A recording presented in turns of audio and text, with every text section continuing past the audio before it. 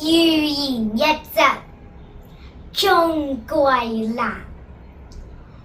孔雀跟黃鶯比本領，孔雀抬起頭，驕傲地說：我的華麗羽毛引人艷羨。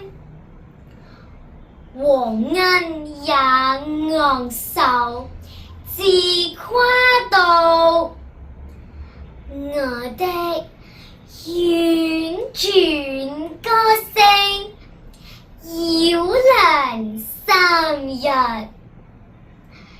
一身灰褐的小麻雀走過來，輕輕鬆鬆地問：為什麼你們卻不快樂？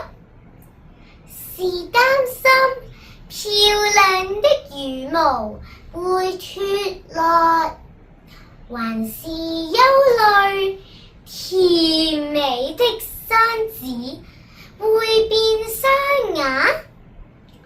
說罷，麻雀蹦蹦跳跳地走開了，仍是唱着那一首調子簡單但輕快歡欣的歌。走走走走走走走走走走走走。